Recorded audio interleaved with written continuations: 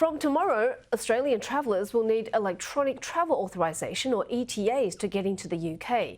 The digitalised program requires travellers who do not need a visa and were not born in the country to apply for permission to travel before they arrive. Joining me live is Corporate Traveller Global Managing Director Tom Walley. Hi there, Tom. Great for you to join our show. So now an extra layer of admin, red tape for travellers heading to the UK. Yeah, hi, Lay. Thanks for having me so much. Yeah, look, ETAs or electronic travel authorisations, they've been around quite a while. In fact, Australia's had them for over 30 years. The USA's had them for some 20 years. So this is just the UK joining the party, really. Look, there are a little bit more pre-travel delays, but ultimately what it will mean is a faster passage through UK airports when passengers arrive from Australia.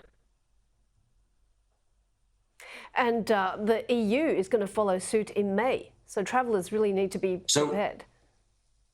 Yeah, so we believe. So like I say, a lot of countries have electronic travel authorisations already, and the EU will join that party in May time as well. So yeah, a little bit of pre-work, pre-travel, but it will ultimately mean, again, a faster passage through most airports on arrival. And you actually get multiple entries. So you only do it once and then you can forget about it for a few years. That's right. So it's valid for 2 years. It starts tomorrow, the 8th of January. And having just applied for one myself, I'm due to travel to the UK this weekend. It's almost instant in terms of approval. So starts tomorrow for all arrivals into the UK. But this is just the start. So what if, the number of applications builds up and there are delays? It just means no more last minute travel, right?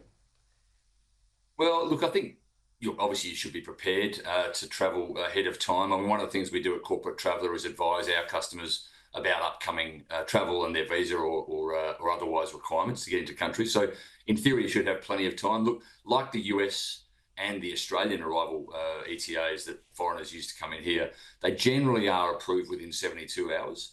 So as long as you're giving yourself 3 to 4 days, that's pretty good. And as you said, they're valid for 2 years, so multiple entries. So as long as you're reminding yourself to redo that every 2 years and give yourself a bit of advance notice, shouldn't be too much of a problem. So I'm not foreseeing any major issues.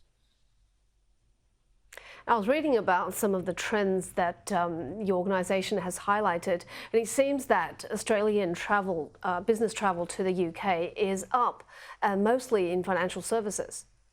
Yeah, very much so. I mean, London particularly has been the #1 international destination for us, for Corporate Traveller, for a number of years.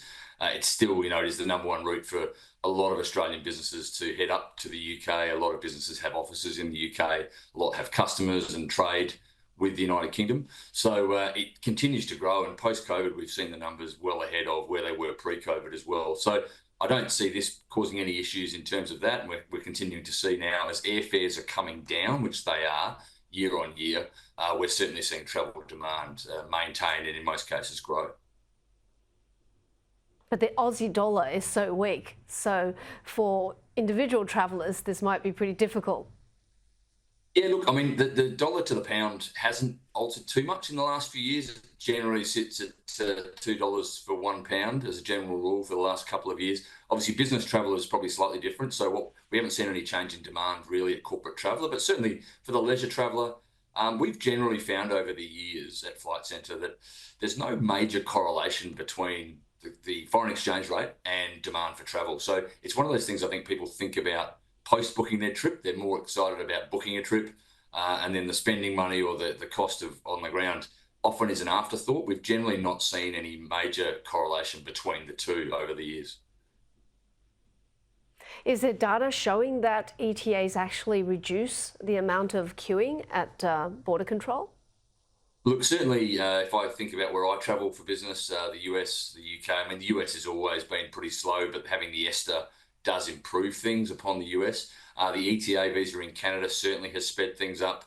New Zealand does an electronic authority, which makes things go very quickly. So it's all preloaded on your passport. So once you complete the ETA, essentially the country knows you're coming before you arrive. So for those Australians who arrive in UK airports, you might be used to quite long queues at immigration. The theory is that they start to shorten. And as those of you who do travel to the UK frequently will know that our passports, the Australian passports, are one of the ones that can be used through the electronic gates. So this will just carry on and make that whole process easier. Well, thank you so much, Tom, and good luck with your trip.